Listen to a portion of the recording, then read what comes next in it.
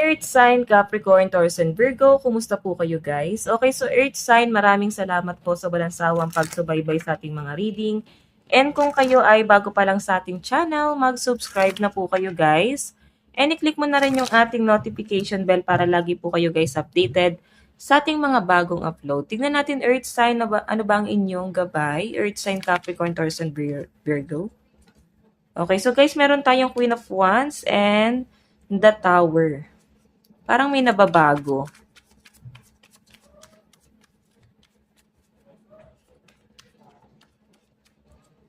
Meron tayong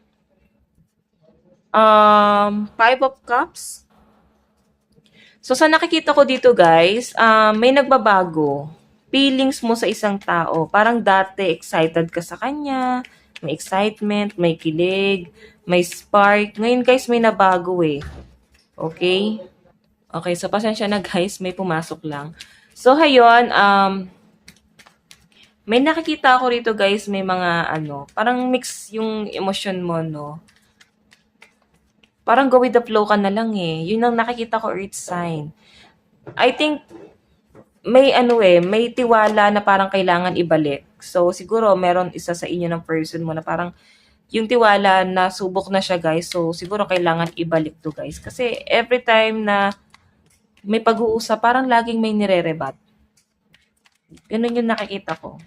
Medyo nagiging toxic nga yung relationship. Sudden change. Parang dati excited kayo. Ngayon guys, parang may mga nabago na. So, tignan natin guys, ano pa tong ipapakita sa atin. Ano tong Queen of Wands.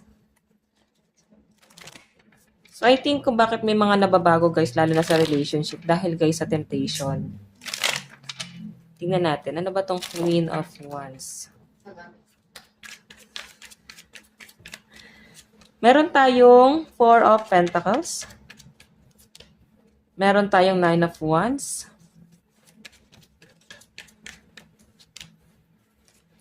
Kung makikita nyo guys, ang may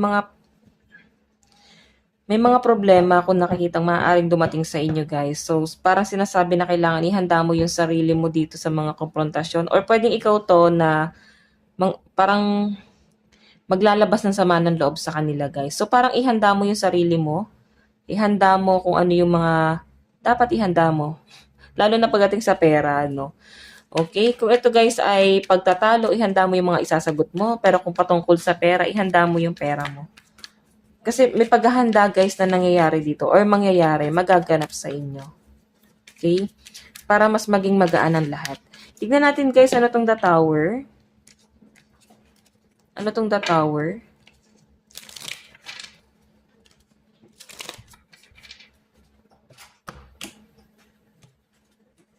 Ano tong The Tower?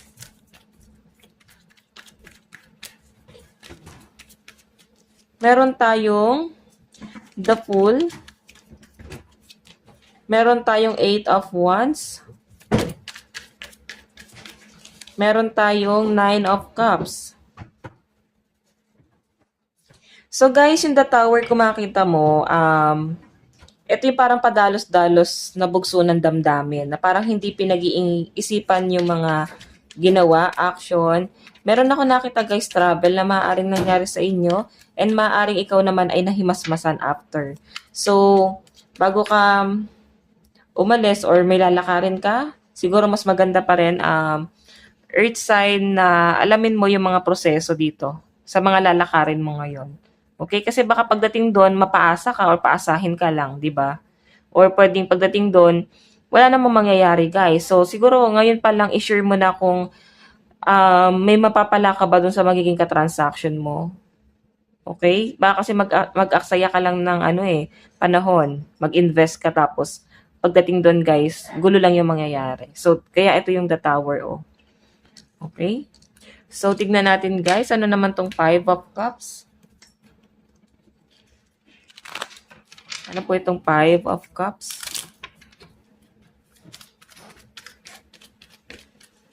Meron tayong Three of Pentacles. Meron tayong Page of Wands. Okay, so meron tayong Queen of Pentacles. So, sa pinapakita sa akin dito guys, kung ano man itong mga disappointment na na-experience mo ngayon, pwedeng mawala din yan guys. May nakikita kasi ako guys na kung ito man ay patungkol sa pakikitungo mo or pakikisama mo, siguro piliin mo kung sino talaga yung pakikisamahan mo. Baka kasi maling tao yung napapakisamahan mo, tapos hinahayaan mo magkaroon ng gulo dun sa kabila. Okay? Maaring yung... Okay, so, guys, ito kasi guys, 5 of Cups, ito yung mga pinanghihinayangan mo, pinagsisihan mo. Pwedeng meron kang pinagsisihan dito na maaaring nangyari. So, nagkulang guys sa pag-uusap sa ano sa plano, maaring hindi nangyari yung mga plano mo, Earth sign. Okay? Nagdulot to guys ng gulo. Malaking gulo yung maaring mangyari. So, kailangan, meron talagang dapat pinag-uusapan or parang kailangan magpakatotoo na lang para hindi na guys maging problema pa. Para kahit paano alam nung isa kung ano yung solusyon na gagawin niya. So, tignan natin guys pagdating naman sa love life mo. Sa love life naman po ni Earth sign. So, meron tayong The Magician. Okay, meron tayong The High Priestess. Meron tayong, ayan, parang may pagtatalong mangyayari sa inyo ng person mo. Parang sinasabi na, parang sisihan guys yung nakikita ko. Parang naggantihan Or pwedeng, wala dapat sisihin kasi parang parehas yung choice, yung mga nangyayari or nagaganap dito. So, ayan guys, meron kayong conflict dito ng person mo na maaaring pagdadaanan nyo. Kasi nandito yung death So, I think kailangan malampasan nyo itong problema na to. Kasi yung energy ng person mo, High Priestess, naramdaman niya na. Okay? Alam mo na siguro kung ano yung mangyayari or alam na ng person mo kung ano yung mangyayari. Pero, meron kasi dito guys, parang itinuloy pa rin yung, parang na-trigger. Parang itinuloy pa rin, na parang maaaring nagdulot guys ng problema. Nandito yung 5 of Wands, ayan. So, I think ngayon natatauhan kayo ngayon dito. Or pwede may matatauhan. Tignan natin guys, love advice. Meron tayong worth waiting for. So, I think meron kayong pag-aantay na gagawin dito ng person mo. Or maaaring inaantay niya yung mga kaganapan. Nag-iisip, release your ex. So, may nakikita ko dito guys, parang nabi-bring out pa rin yung ex. Yung mga past. Okay? Wala pa rin guys, parang di pa rin nakakalimutan yung mga nangyari from the past. Maaaring na ibabato pa rin ngayon sa kasalukuyan. Kung nagkaroon ng third party before, I think yung pa rin guys yung ino-open, no? Binibring out ng isa sa inyo. Tingnan natin guys, mensahe ng person mo. Meron tayong I hide behind material things. So, eto guys, tama yung sinasabi nila na parang kailangan kung ano man yung mararating mo, be humble lang guys. Kasi maaaring ibalik sa'yo yung conflict. Okay, kung ano man yung success na nakukuha mo sa buhay mo, maging humble ka lang.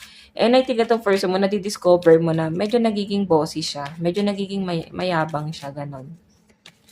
Tingnan natin. Or pwedeng pinagyayabangan ka niya Or pwedeng nagiging mayabang siya sa ibang tao. Tingnan natin mensahe sa inyo. Advice, meron tayong peaceful. So, I think gusto mo ng kapayapaan na. Gusto mo lang munang matahimik. Gusto mong maalis lahat ng mga doubt mo ngayon. Okay? So, kung naman yung mga conflict na nangyayari sa iyo ngayon, parang kailangan mo muna ng pahinga kasi parang may laban ka pa sa mga susunod na mga araw. So, guys, ang lucky number mo is 36 and 25. Ito lang naman po ang inyong reading. Hanggang sa muli, God bless and love you all. Thank you.